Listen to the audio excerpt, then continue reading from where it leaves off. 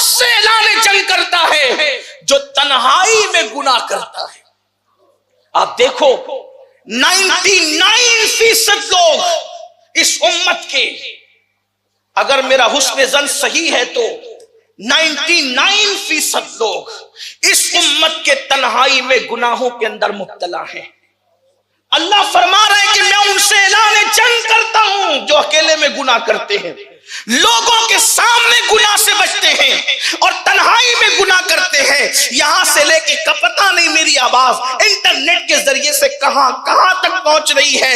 ہر آدمی سوچے مجھے نہیں پتا، اس لیے کہ میں گنہگار اللہ کا بندہ ہوں، نہ آپ کے دل کا حال میں جانتا ہوں، نہ میرے دل کا حال آپ جانتے ہیں، نہ آپ کی خلوتوں کو میں جانتا ہوں، نہ میری خلوتوں کو آپ جانتے ہیں۔ مگر یاد رکھنا، ہر آدمی اپنی خلوتوں کو اچھی طرح جانتا ہے، ہر آدمی اپنی تنہائیوں کو اچھی طرح جانتا ہے۔ یاد رکھو مسلم امہ کی 99% آبادی تنہائیوں کے اندر گناہوں میں مبتلا ہے، اکیلے میں گناہ کر رہے ہیں۔ وہ طبقہ جو زانی کہلاتا ہے، شرابی کہلاتا ہے، مجرم کہلاتا ہے، وہ تو تنہائیوں میں گناہ کر ہی رہا ہے، لیکن مذہبی کہلانے والا طبقہ بھی اپنے آپ کو گناہ سے بچا نہیں پا رہا ہے۔ میرے پیارے آقا علیہ السلام کے پیارے دیوانوں، سوچو جس قوم سے اللہ جنگ کا اعلان کرے، جس قوم کو اللہ جنگ کا چیلنج کرے، آپ بتاؤ پھر دنیا کی کون سی طاقت اس کو امان عطا کرے گی؟ رب العزت جس سے جنگ کا اعلان کرے، رزاق مطلق جس سے جنگ کا اعلان کرے، خالق و مالک جس سے جنگ کا اعلان کرے، ستار و غفار جس سے جنگ کا اعلان کرے، اب مجھے بتاؤ دنیا کی کون سی طاقت ہے جو رب کے مقابلے میں کسی کی مدد کر سکتی ہے؟ ہے کوئی رب کے مقابلے میں مدد کرنے والا؟ سن لو، انبیاء کرام بھی رب کے مقابلے میں مدد نہیں کرتے، اولیاء کرام بھی رب کے مقابلے میں مدد نہیں کرتے، اس لیے کہ رب کے مقابلے میں جو آ جائے پھر وہ اللہ والا نہیں رہ جاتا، خدا کے نیک بندوں کی فہرست سے اس کا نام خارج کر دیا جاتا ہے۔ یہ جو انبیاء اولیاء مدد کرتے ہیں بے اذن اللہ مدد کرتے ہیں، خدا کے مقابلے میں مدد نہیں کرتے۔ یہ بات یاد رکھنا، بے اذن اللہ مدد کرتے، خدا کے مقابلے میں مدد نہیں کرتے۔ اور اللہ جب اعلان جنگ کرے تو پھر کوئی مددگار نہیں ہے، کوئی مدد کرنے والا نہیں ہے۔ اور اللہ کا اعلان جنگ کیا جگر گردہ لائے ہیں لوگ۔ اللہ فرما رہا ہے جو اکیلے میں گناہ کرے، اپنی تنہائیاں تو یاد کرو، اپنی رات کی تاریکی تو یاد کرو۔ اللہ اکبر، گناہ وہ ہے جس نے بڑے بڑوں کو تباہ اور برباد کر دیا۔ لوگ کہتے ہیں مولانا اللہ کریم ہے، رحیم ہے۔ میں نے کہا اللہ رحیم و کریم بے شک ہے، لیکن اس کا رحیم ہونا، اس کے رحیم ہونے کے عقیدے پر، اس کے کریم ہونے کے عقیدے پر اگر آدمی گناہ پر دلیر ہو تو گویا کہ وہ اپنے آپ کو دھوکہ دے رہا ہے۔ اللہ اگر آپ کیا سمجھتے وہ فرعون کی پکڑ کرتا ہے؟ صرف نہیں، اس کے یہاں فرعون اور اولاد پیغمبر میں اس اعتبار سے تفریق نہیں ہے کہ اعمال اگر فرعون جیسے اولاد پیغمبر کے بھی ہے تو جو انجام فرعون کا ہو رہا ہے وہی انجام اولاد پیغمبر کا ہے۔ آپ کو یہ بات اگر حیرت والی لگتی ہے تو میں آپ کے سامنے پیش کرتا ہوں۔ دیکھو انسان کو جو بات نہیں پتا انسان اس کا دشمن ہوتا ہے۔ آپ کہیں گے اولاد پیغمبر کو فرعون کے ساتھ کھڑا کیا، میں فرعون کے ساتھ نہیں کھڑا۔ اگر اعمال فرعون والے ہیں اور نسب اولاد پیغمبر والا ہے تو اللہ پاک جو انجام فرعون کا کرتا ہے وہی اولاد پیغمبر۔ قرآن اٹھا کے دے، حضرت نوح علیہ السلام کا بیٹا، اس کے اولاد پیغمبر ہونے میں شک کیا ہے؟ حضرت نوح نے خود کہا تھا اللہ یہ میری آل سے تھا نا وہ بیٹا، اس کے بیٹا ہونے میں کوئی شک ہے؟ لیکن اللہ نے جواب کیا لیس من اہلک، اب یہ آپ کی آل سے نہ رہا۔ کیوں؟ کیونکہ نبی کا بیٹا ہو کر وہ نبی کے نقش قدم پر نہیں ہے۔ تھوڑا توجہ کرنا، ہم لوگ اس لیے اچھل کود مچا رہے ہیں کہ حضور تو ہماری شفاعت کریں گے قیامت کے دن. میں سوچتا ہوں اللہ کے بندو شفاعت حق ہے، اور شفاعت پر ہمارا عقیدہ تو یہاں تک ہے، شفاعتی لأہل الکبائر من امتی، کہ میری شفاعت میری امت، حضور نے فرمایا میری امت، میری امت، یہ میری پہ غور کریں. آقا فرماتے میری شفاعت میری امت کے بڑے گنہگاروں کے لیے ہے. اسی لیے میرے امام کہتے ہیں کیا ہی ذوق افزا شفاعت ہے تمہاری، واہ واہ قرض لیتی ہے گناہ پرہیزگاری، واہ واہ.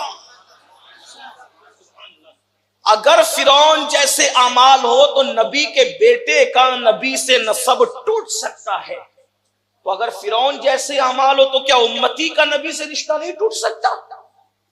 آپ غور تو فرمائیں، جب نبی کے بیٹے کے بارے میں نبی کو کہہ دیا گیا لیس من اہلک، اب یہ آپ کی آل سے نہ رہا، تو جب بیٹے کا رشتہ توڑ دیا گیا کرتوت کی وجہ سے، تو امت کا رشتہ نہ توڑا جائے گا؟ حضور نے کیا فرمایا میری امت. حضور کی امت تو بن کے دکھاؤ.